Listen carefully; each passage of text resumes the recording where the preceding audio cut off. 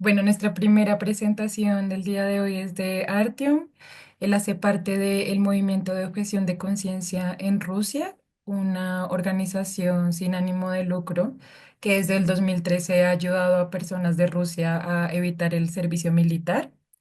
El principal foco de este grupo es proveer apoyo legal y psicológico a los objetores de conciencia y hoy Artyom nos va a compartir cuál es la situación actual de los objetores de conciencia en su país y también en términos de cifra desde que comenzó la guerra, cómo está la situación ahora. Gracias, Artyom. Te doy la palabra. Hola, muchas gracias por venir, gracias por la invitación. Veo que hay casi 80 personas, es bastante.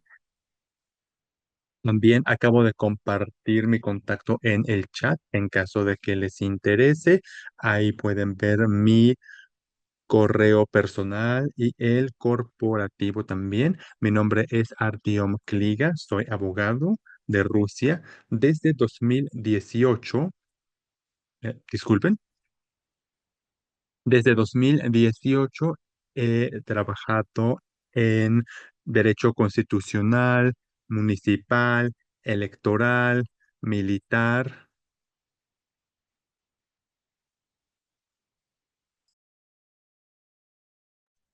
Estoy escuchando a alguien más hablar.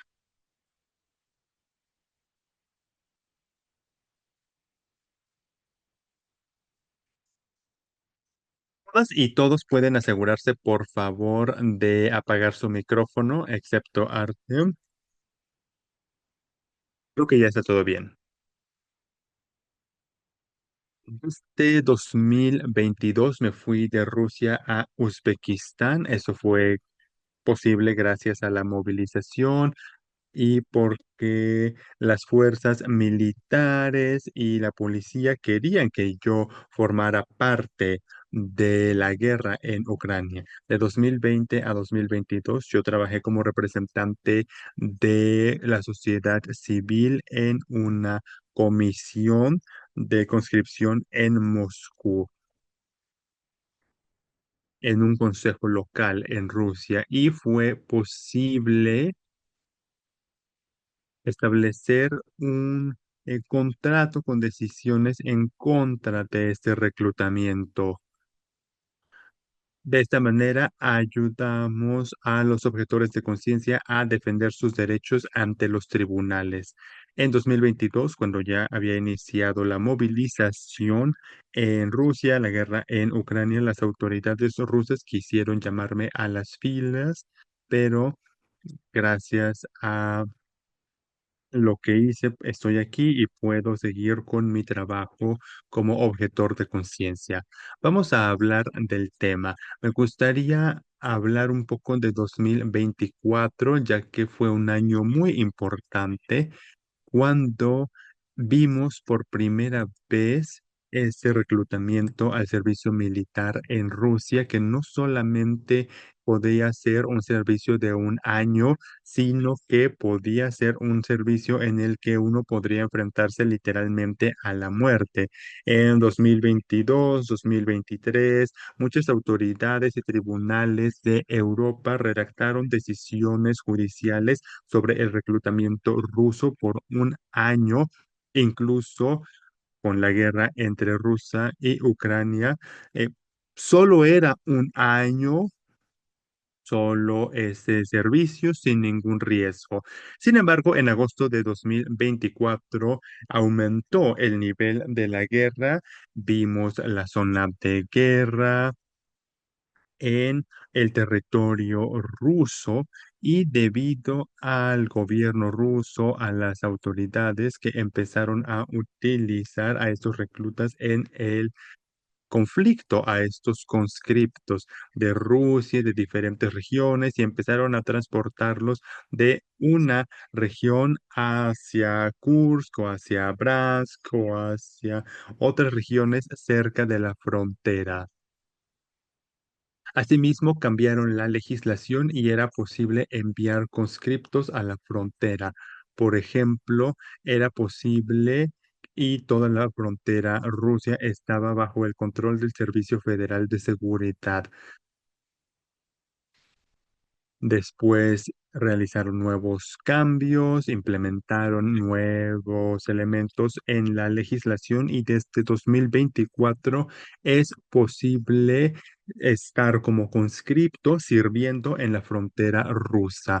Hemos visto muchos conscriptos detenidos por parte de las fuerzas ucranianas y nuevos riesgos a los que nos enfrentamos debido a esto.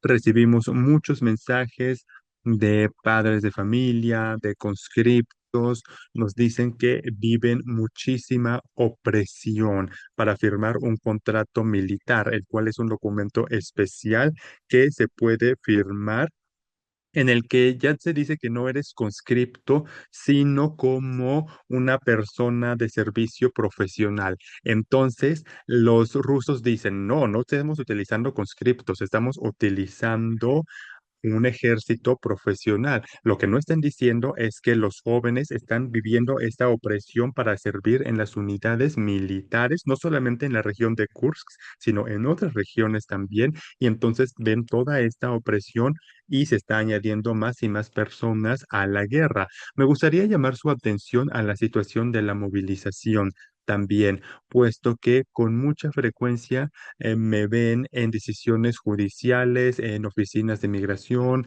a lo largo y ancho de Europa y vemos que la movilización en Rusia terminó, pero en realidad no existe la movilización en Rusia. Eso es lo que se dice, pero eso no es verdad. Las autoridades rusas quieren engañar un poco y no quieren mostrar esa imagen de cómo se detiene a los jóvenes en las calles de Moscú o de San Petersburgo. Empezaron a utilizar métodos de opresión, como ya mencioné, y por supuesto también situaciones financieras en algunas regiones, regiones pobres principalmente, como una forma de motivarlos a que firmen el contrato con el Ministerio de la Defensa de Rusia. Por ejemplo, en mi región de origen, la región de Samara,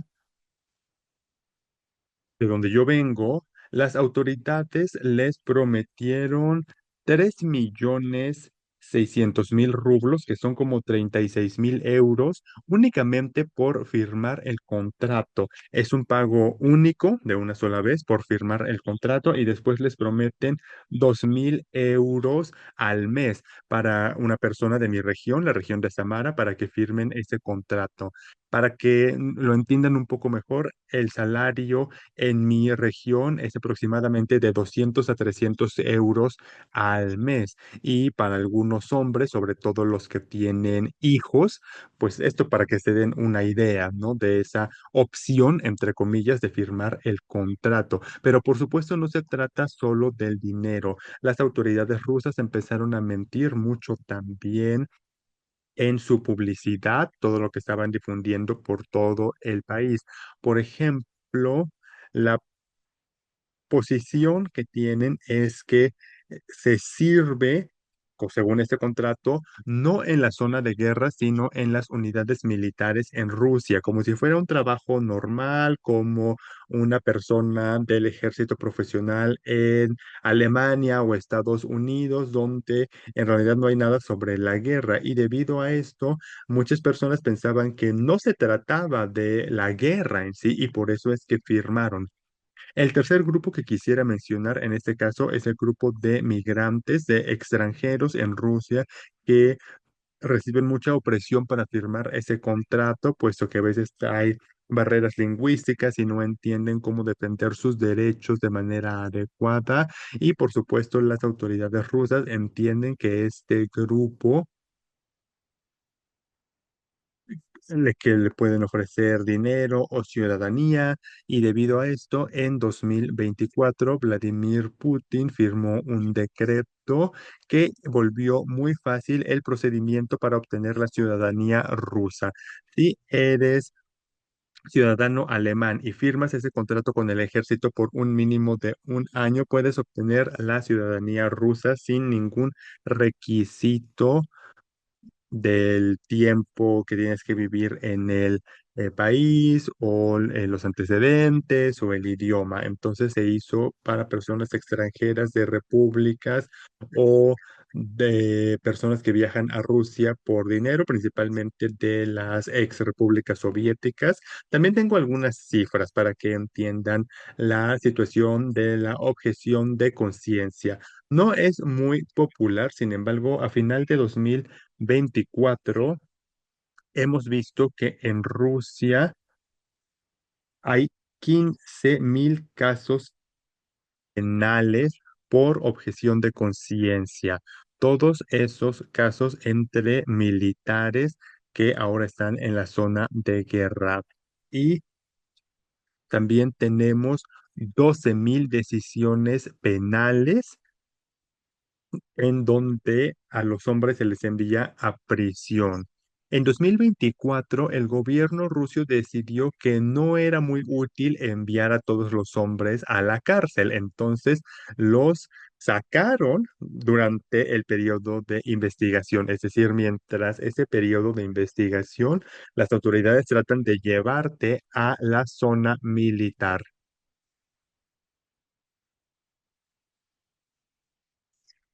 Y debido a esto, estamos en una situación muy extraña en la que a veces te ayuda a las personas a que las manden a prisión y no a la zona de guerra.